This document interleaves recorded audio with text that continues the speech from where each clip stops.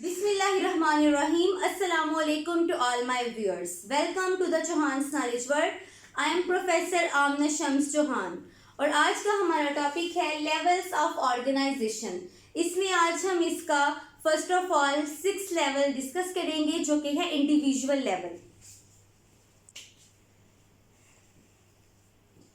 Individual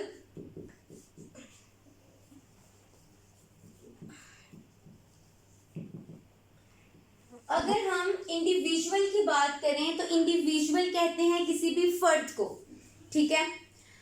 अब different organ और organ system जब असेंबल होते हैं टुगेदर, ठीक है, जब डिफरेंट ऑर्गन और ऑर्गन सिस्टम असेंबल होंगे तो इंडिविजुअल बनेगा, ठीक है, एक ऑर्गेनिज्म बनेगा। हम इसमें ये लिख लेते हैं कि different organ and organ system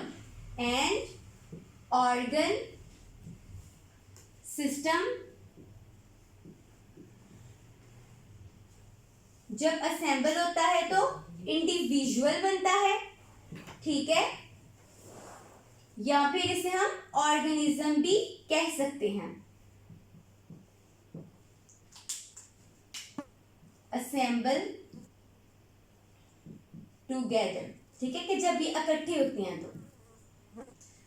अब डिफरेंट ऑर्गेनिज्म जो हैं वो उनमें डिफरेंट फंक्शंस हैं, ठीक है, वो अपने अपने तमाम फंक्शंस को परफॉर्म करते हैं, ठीक। अब हम इसमें एक एग्जांपल देख लेते हैं कि जब एक इंसान है, ठीक है, वो कॉन्टिन्यूसली एक हार्ड एक्सरसाइज कर रहा है, मुसलसल वो एक एक्सरसाइज कर रहा है, तो उसमें सिर्फ उसके मसल्स काम नहीं कर रहे बल्कि उसका रेट ऑफ रेस्पिरेशन और उसकी हार्ट बीट वो भी ज्यादा हो रही है, ठीक है, उसका रेट भी हाई हो रहा है, ठीक है। इसमें हम एग्जांपल डिस्कस कर लेते हैं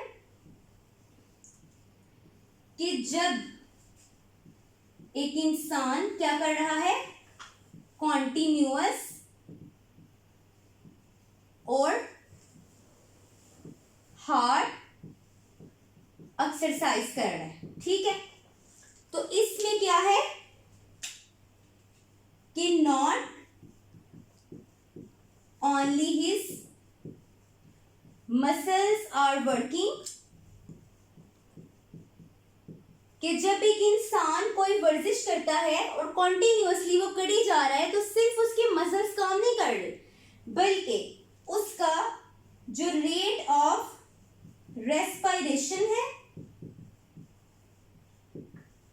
और उसकी जो हार्ट बीट है, ठीक है,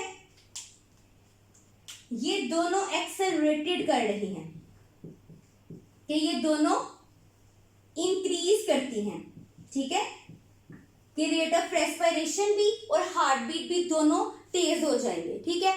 जब हार्ट बीट भी तेज हो गई और रेट ऑफ रेस्पिरेशन भी तेज हो गया तो इससे क्या होगा कि मसल्स जो हैं उन्हें ज़्यादा रिक्वायरमेंट होगी ऑक्सीजन और फूड की रिक्वायरमेंट उनकी ज़्यादा हो जाएगी, ठीक है, कि अब फूड और ऑक्सीजन की सप्लाई मसल्स को ज़्यादा करनी होगी ताकि वो मुसलसल काम करते रहें, ठीक है। इसके नतीजे में क्या हुआ कि ऑक्सीजन और फूड की जो सप्लाई है वो इंक्रीज हो गई, जो कि हमने किसे देनी थी, मसल्स को देनी थी, ठीक। अब हम इसमें 7th लेवल को डिस्कस कर लेते हैं जो कि है पॉपुलेशन लेवल।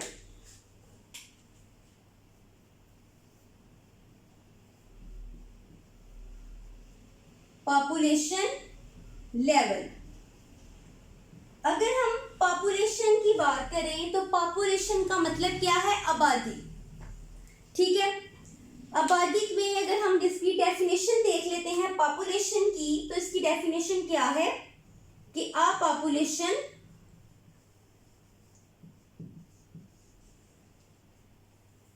इज अ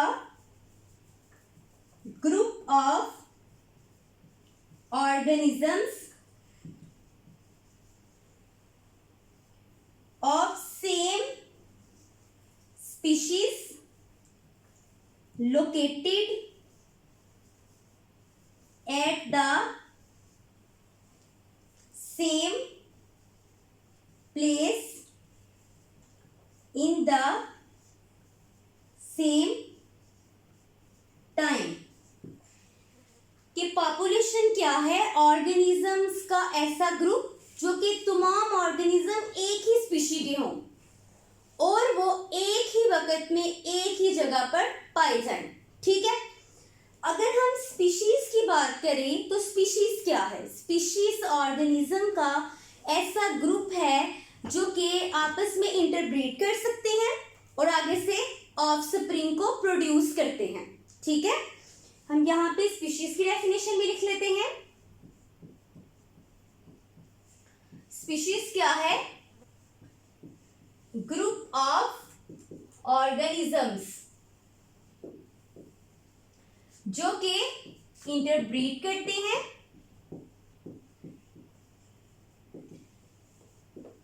और प्रोड्यूस करते हैं फर्टाइल ऑफस्प्रिंग।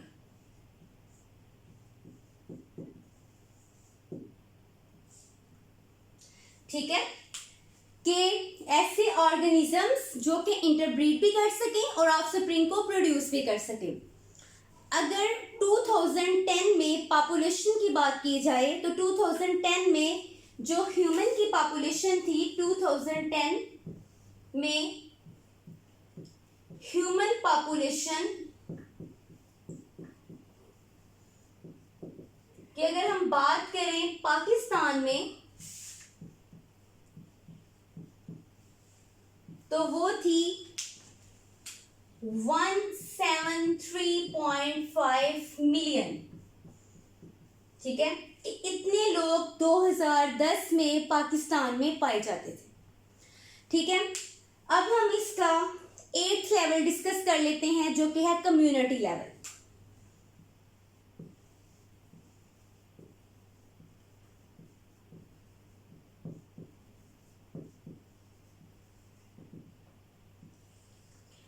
जब डिफरेंट पॉपुलेशंस असेंबल करती हैं तो कम्युनिटी बन जाती है। ठीक है, कि कम्युनिटी के अंदर डिफरेंट पॉपुलेशंस आती हैं। ठीक है, कम्युनिटी क्या है कि इसमें हम ये कहते हैं कि डिफरेंट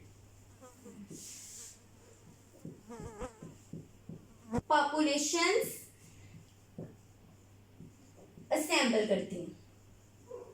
ठीक है, कि एक कम्युनिटी में बहुत सी पॉपुलेशंस आती हैं। अगर हम कम्युनिटी में एग्जाम्पल की बात करें तो जो कम्युनिटी में हमारे पास एग्जाम्पल है वो है फॉरेस्ट। ठीक है, कि जंगल। अब फॉरेस्ट के अंदर डिफरेंट पॉपुलेशंस पाई जाती हैं, जैसे कि फॉरेस्ट के अंदर प्लांट्स भी प्रेजेंट हैं।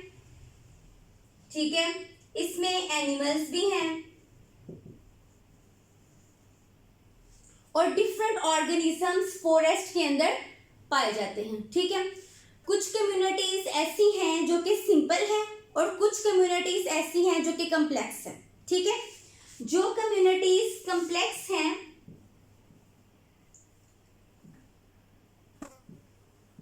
ऐसी कम्युनिटीज जो कि कम्प्लेक्स हैं उनमें आती है फॉरेस्ट, उनमें फॉरेस्ट आता है जंगल। ठीक है, और ऐसी कम्युनिटीज जो कि सिंपल हैं